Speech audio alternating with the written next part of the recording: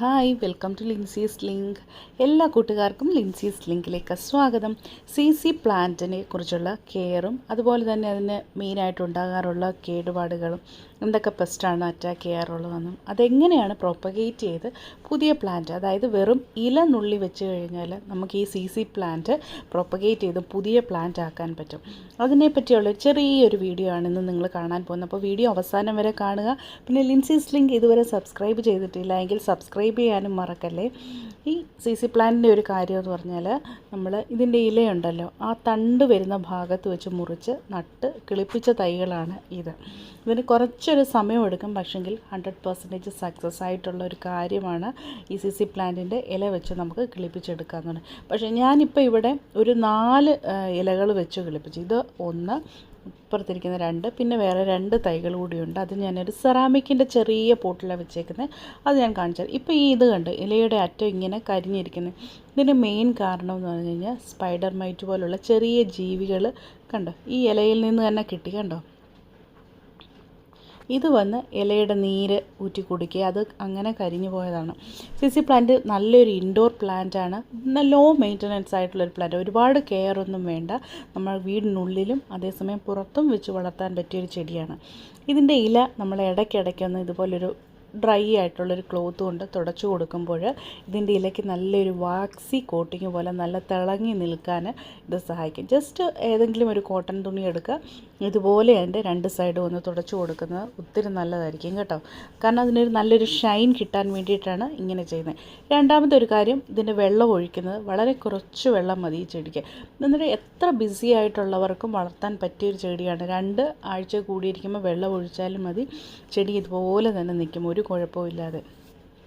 പക്ഷെങ്കിൽ ഈ ചെടി നമ്മൾ കുറച്ചുകൂടെ ബ്രൈറ്റർ ആയിട്ടുള്ള ഏരിയയിലാണ്, നല്ലപോലെ വെയിലുള്ളൊരു ഏരിയയിലാണെങ്കിൽ ഈ ചെടിക്ക് നമ്മൾ ഇടയ്ക്കിടയ്ക്ക് 2-3 ദിവസം കൂടിയിരിക്കുമ്പോൾ വെള്ളം ഒഴിച്ച് കൊടുക്കേണ്ടത് അത്യാവശ്യമാണ്. ഇനിയും ഞാൻ പറഞ്ഞല്ലോ, ഞാൻ ഇല വെച്ച് പിടിപ്പിച്ച തൈകളാണ് ഇപ്പോൾ നടാൻ പോകുന്നത്. അപ്പോൾ അതിന് വേണ്ടിയിട്ടുള്ള പോട്ടിംഗ് മിക്സ് എന്ന് പറഞ്ഞാൽ നല്ല എയറേഷനുള്ള സോയിൽ വേണം നമുക്ക് സി പ്ലാന്റിന് വേണ്ടി സെലക്ട് ചെയ്യാൻ വേണ്ടിയിട്ട്. ഇത് കണ്ടോ, നമ്മൾ പുട്ട് നനയ്ക്കുമ്പോൾ എങ്ങനെ ഇരിക്കും, നല്ല തരിതരിയായിട്ടുള്ള മണ്ണ് വേണം ഈ സി പ്ലാന്റിന് ഉപയോഗിക്കാൻ വേണ്ടിയിട്ട്.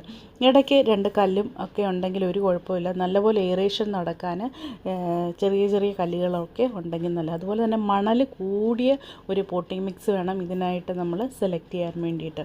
ഒരിക്കലും ചെളി പിടിച്ചിരിക്കുന്നത്, നല്ല കട്ടിയായിട്ടിരിക്കുന്ന സോയിൽ സി പ്ലാന്റിന് പറ്റത്തില്ല. അപ്പോൾ ഞാനിവിടെ 2 ചട്ടിയിൽ ഇതുപോലെ പോട്ടിംഗ് മിക്സ് നിറച്ച് വെച്ചിട്ടുണ്ട്.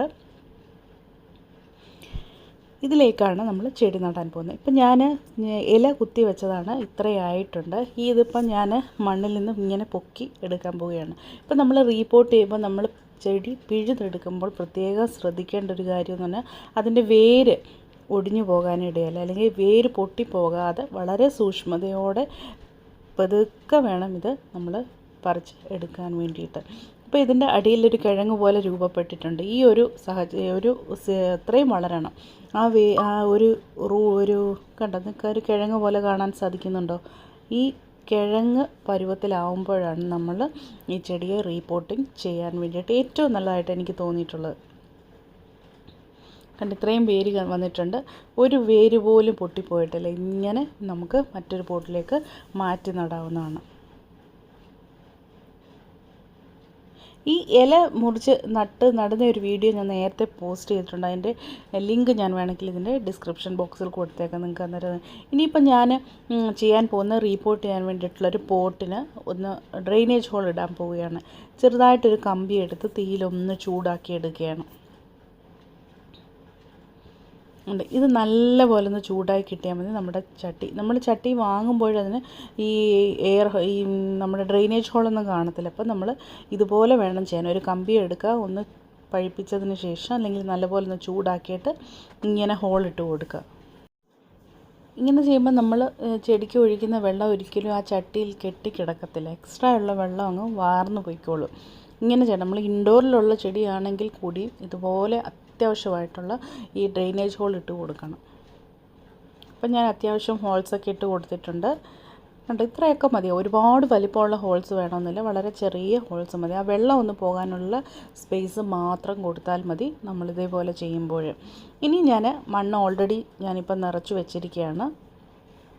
ഉണ്ട്. ഇനി ഈ ചെടി ഞാനത് നടാൻ പോവുകയാണ്.